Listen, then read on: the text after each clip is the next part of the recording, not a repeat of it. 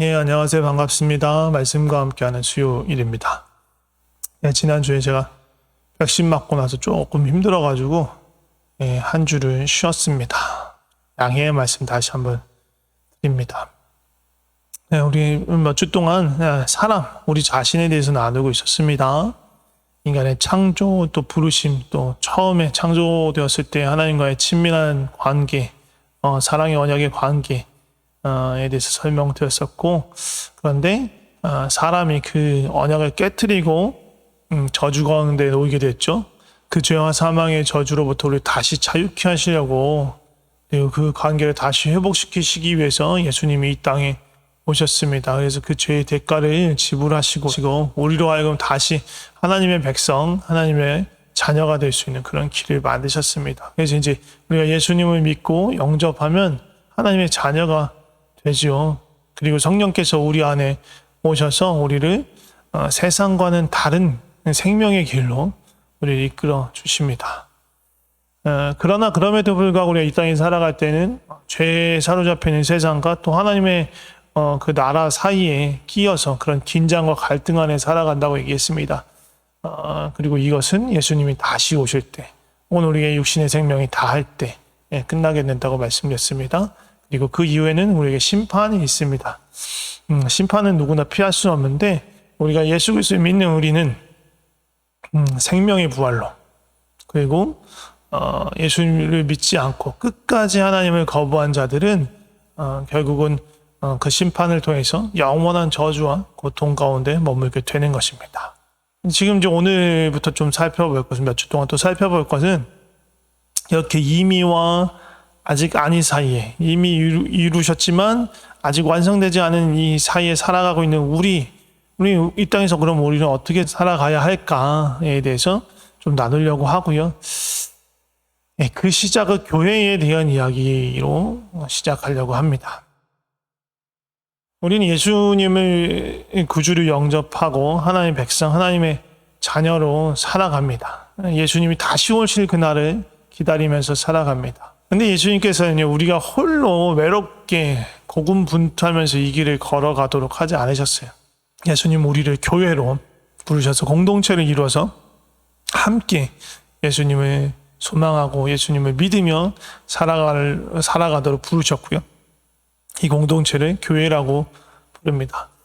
우리가 흔히 교회라고 하면 무슨 땡땡 교회라고 간판이 붙어 있는 그런 건물 많이 생각하고요. 또 어떤 분들은 예수님을 믿는 사람들이 모여서 예배드리는 어떤 공간, 그런 장소를 교회로 생각하는 경우도 있습니다. 근데 이런 건물이나 장소는 교회의 본질이 아닙니다. 또 일주일에 한 번 혹은 그 이상 모여가지고 신자들이 모여서 예배드리는 그 행위 자체를 교회라고 할 수도 없습니다. 교회를 이루는 우리 안에서 일어나는 일들이지 그것이 교회의 전부라고 볼 수는 없는 것입니다.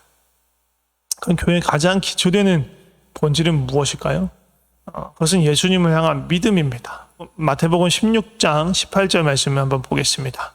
또 내가 내게 이르노니 너는 베드로라. 내가 이 반석 위에 내 교회를 세우리니 음부의 권세가 이기지 못하리라. 라고 주님이 말씀하셨습니다. 이 반석이 무엇입니까? 이 반석은 베드로가 예수님께 고백한 바로 그 내용입니다. 바로 위에 있죠. 16절에 나오는 시몬 베드로가 대답하여 이르되 주는 그리스도시요 살아계신 하나님의 아들이십니다. 라는 이 고백.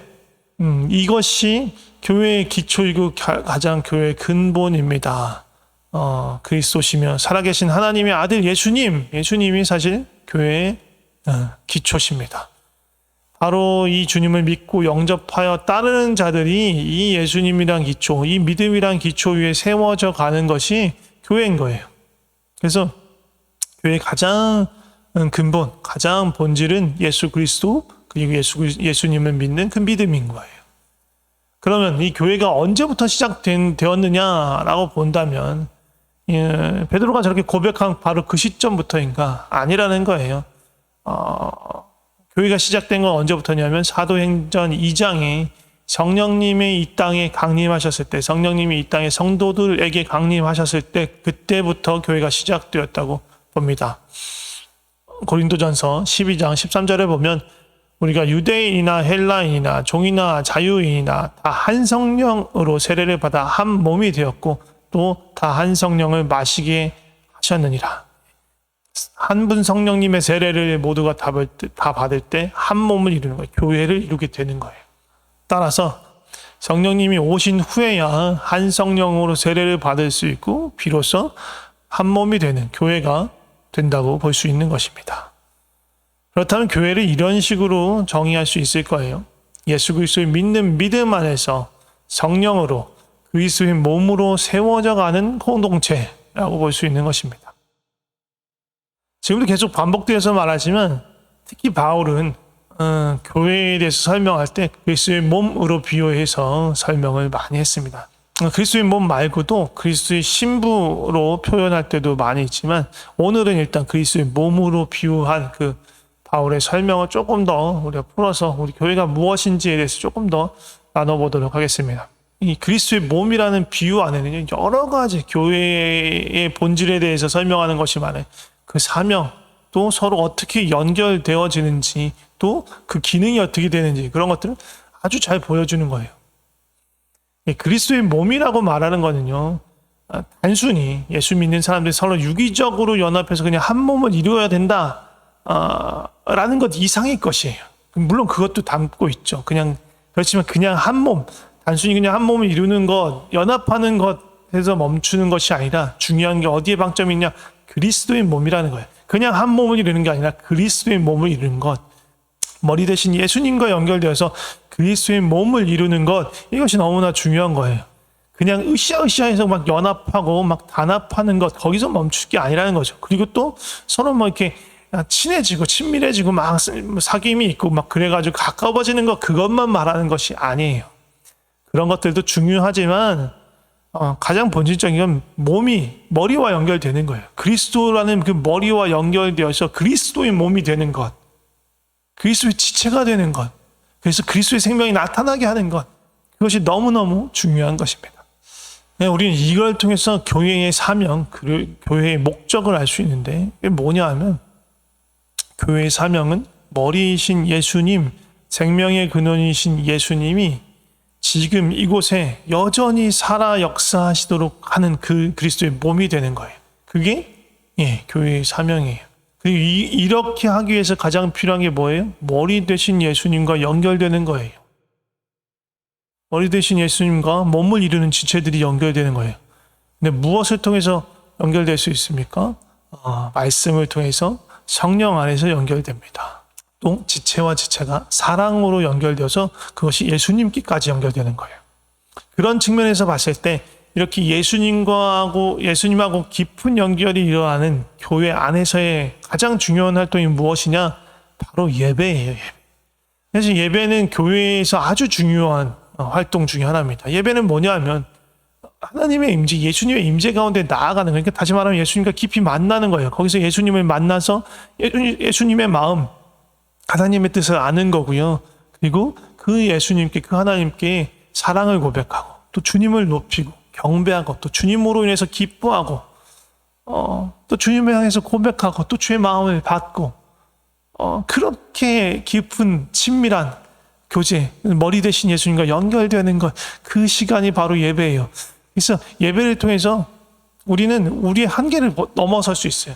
자칫하면 우리는 우리 자신에게만 머물 수 있단 말이에요. 그런데 예수님과 연결되면서 예수님의 관점, 예수님의 시점으로 우리 자신과 또 우리 지체들과 이웃들과 세상을 볼 수 있는 그런 시선을 갖게 되는 거예요.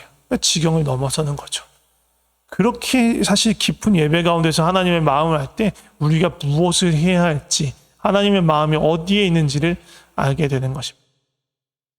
몸을 이루기 위해서는요, 우리 몸 안에 여러 가지 장기와 기관들이 있어요. 그리고 그것이 유기적으로 잘 연결되어야 돼요. 그래서 그리스도의 몸을 이루는 데 있어서 필요한 아주 중요한 요소가 뭐냐면 지체와 지체가 서로 사랑으로 연결되는 것입니다. 그리스도의 그 십자가의 능력으로 우리 서로 안에 있는 모든 장애물, 담들이 무너졌어요. 그리고 우리는 한 성령 안에서 이미 사실은 하나가 되었어요. 하나인 거예요.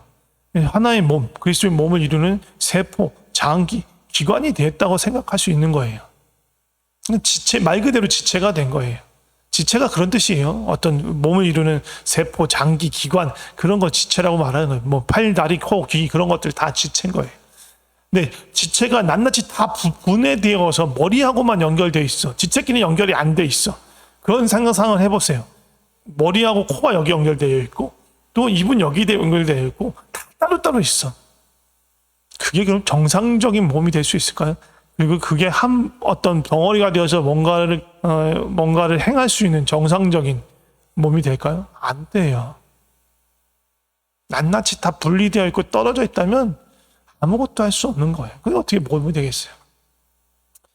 몸이 된다는 것은 어떤 한 개인이 주님과 깊이 연결되는 것을 뛰어넘어서 성도가 서로 지체가 서로 연결되는 거예요.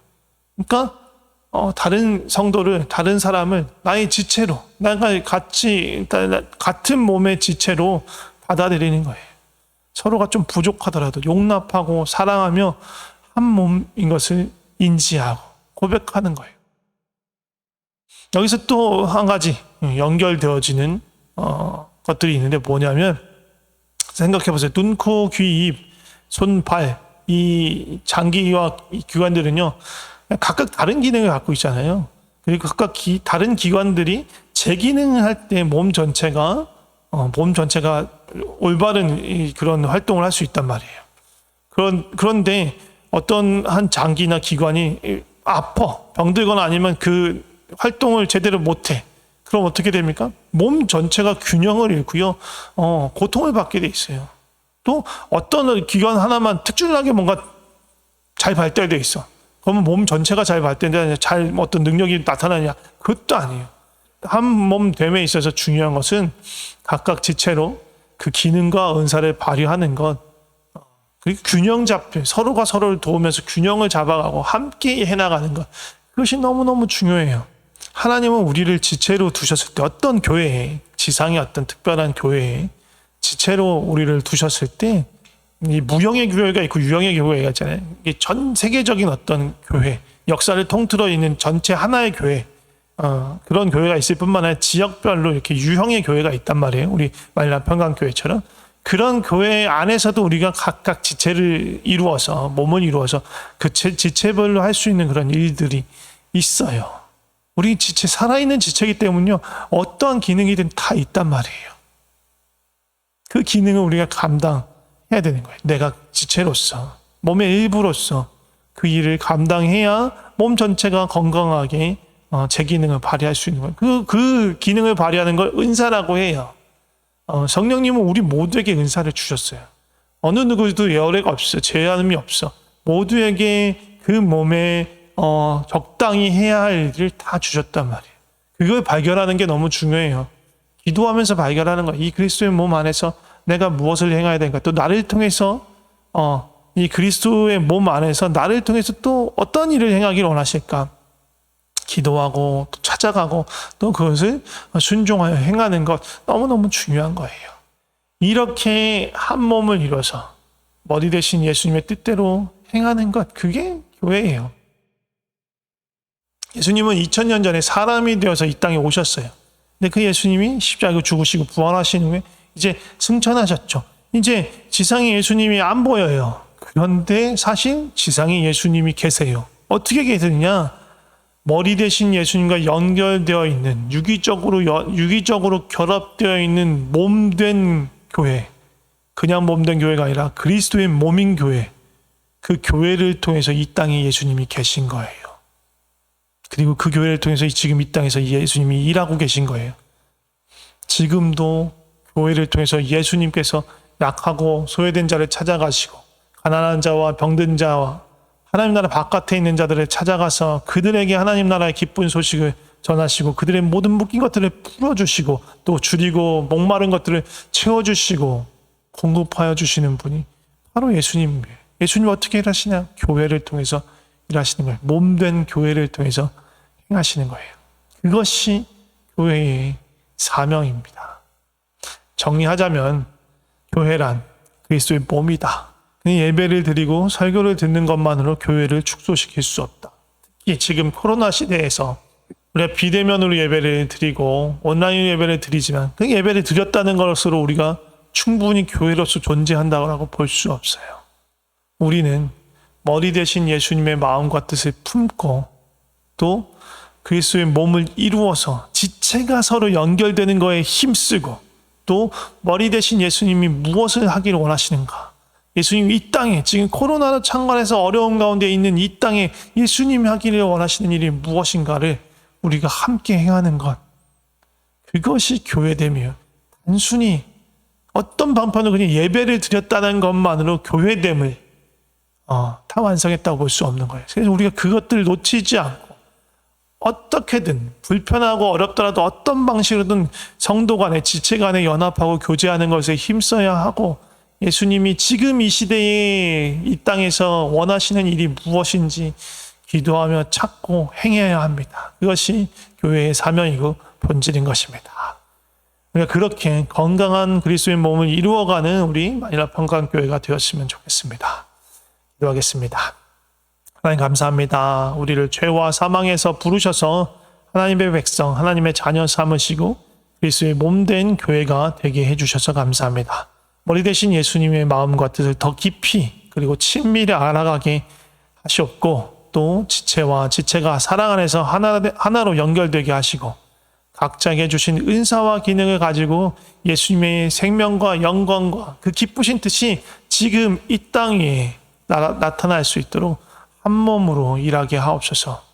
우리 각자 이름이 또 우리 교회의 이름이 나타나는 것이 아니라 오직 예수님의 영광, 하나님의 은혜, 그 생명만 나타나는 교회가 되게 하옵소서. 우리의 머리 대신 예수 그리스도의 이름으로 기도드립니다. 아멘.